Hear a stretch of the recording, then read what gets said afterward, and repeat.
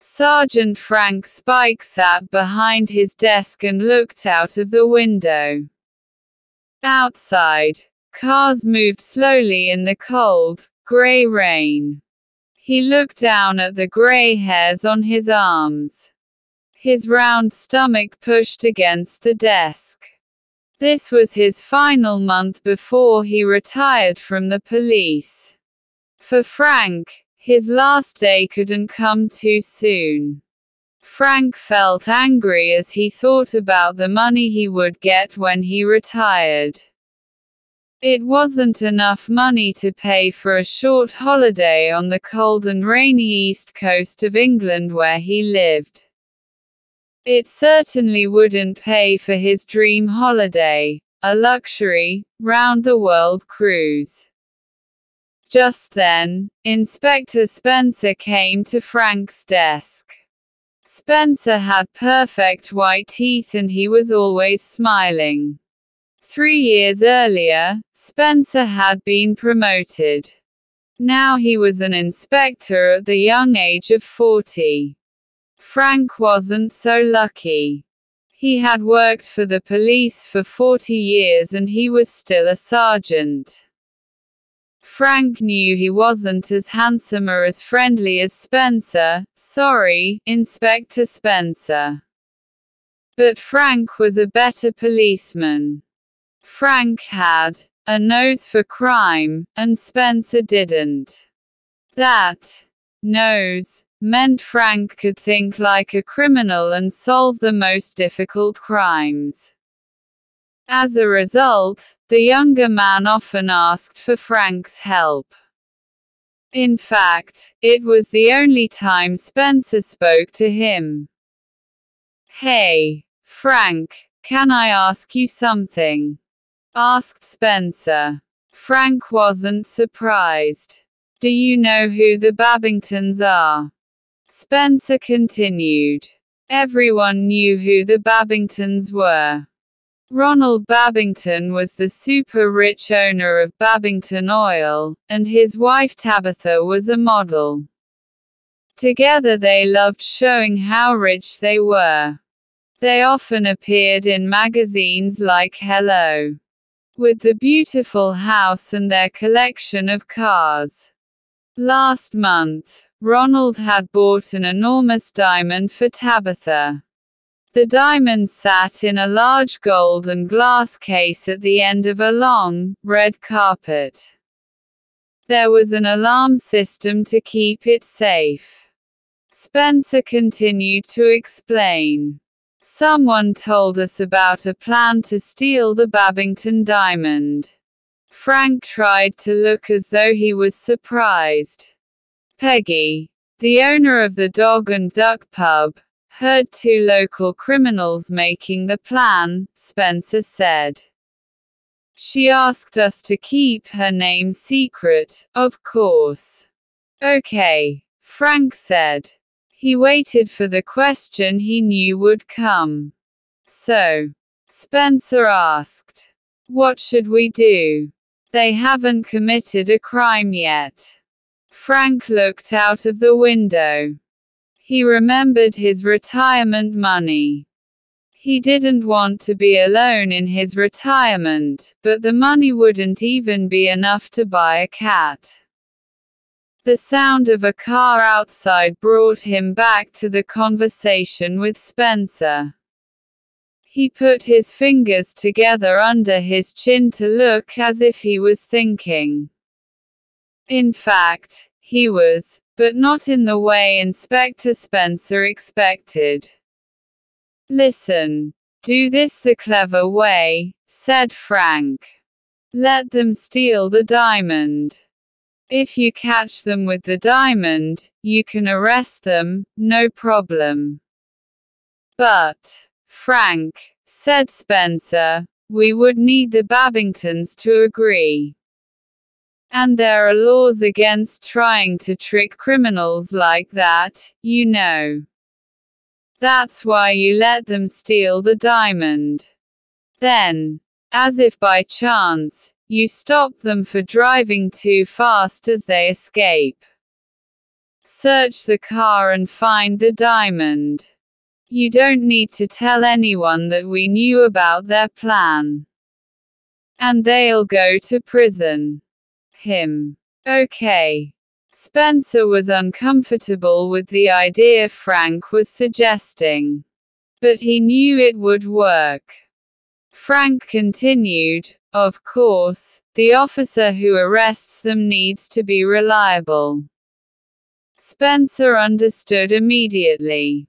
"Are you sure you want to do it, Frank? It could be dangerous. I'll take 2 young officers with me." "But, yes, of course I want to do it." "Why?" asked Spencer. "You're going to retire soon. Don't you want to take it easy?" "That's exactly why I want to do it," Frank replied. "My last case will be my best." A few days later, Frank visited the Dog and Duck pub after work. "Did you get it?" he asked Peggy as she gave him his drink. "Yes. I have now got a perfect copy of the Babington diamond," she said. "I told the glassmaker I was a big fan of the Babingtons. And I said that my boyfriend wouldn't buy me a diamond of my own." "You need a new boyfriend," said Frank. "If I were your boyfriend, I'd buy you a diamond ring and take you on a long luxury cruise." "Oh, really?" she said and smiled. Frank was sitting in the back seat of the police car. The car was hidden in a small road next to the Babington house. In the front seats were 2 strong, young police officers. At 23:30, a message came in on the police radio. The thieves, a man and a tall woman, had met outside the Dog and Duck pub. At 23:37, they got into a car. The man started the car and drove away from the pub.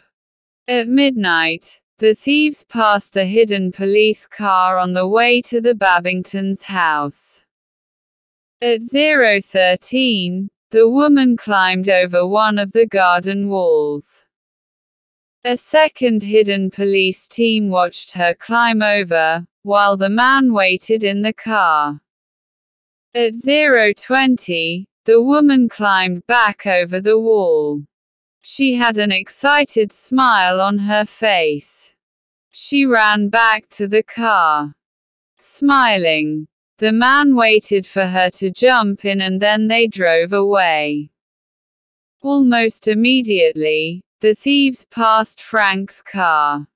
The young police officer in the driver's seat switched on the blue lights and followed them.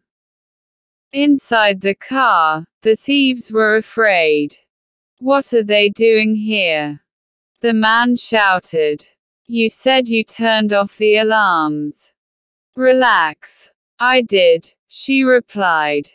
"Remember, the police don't know what we've done. Just be normal. We can walk away from this with the diamond." The man stopped the car and opened his window. "Is there a problem, officer?" he asked. His face was red and shiny because he was so nervous. "You were speeding. We'll need to give you a ticket. Can you both get out of the car, please?" The man still looked nervous. One officer wrote the speeding ticket and the other stood close in case they ran away.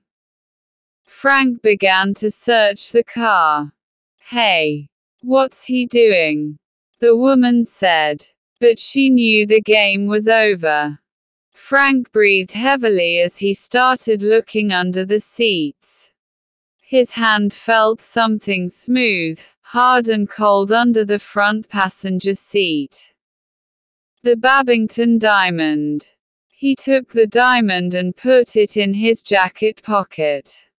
At the same time, with his other hand, he took something very similar out of his trouser pocket.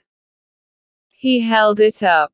"Okay. You too," he said. "You are under arrest for stealing this diamond." While the young police officers arrested the criminals, Frank held the evidence up for everyone to see. In the light from the moon, it shone every color. "Wow," said one of the young police officers. "I've never seen a real diamond up close. Imagine if someone gave you that as a present," said the other. "Just imagine," Frank agreed. He carefully put it into an evidence bag. Half an hour later, back at the station, he gave it to Spencer.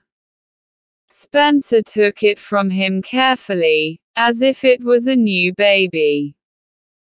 5 weeks later, Frank was sitting in his new armchair and drinking a glass of the best champagne. His expensive new cat sat at his feet. He picked up the local newspaper. The 2 thieves had got 6 years in prison. The photo in the newspaper was of the Babingtons. They were standing next to the diamond inside its new, extra-strong glass case. Frank looked closer at the photo of the diamond. Only an expert would notice anything strange about the Babington diamond. And only if they saw the diamond up close. Frank put the newspaper down and picked up one of the travel magazines on his beautiful new coffee table. "Peggy," he said, "would you like to go to the Bahamas or the Maldives?" Peggy put down her own champagne glass. A small diamond ring on her finger shone in the light. "Why not both?" She smiled. "I did promise you a long cruise," he said. "You did," she replied. "I'm so glad I called you first when I heard them planning to steal the diamond." "Me too, Peggy," he said. "Me too." Life now he had retired was a wonderful thing after all. Story written by Clive Lane and adapted by Nicola Prentice.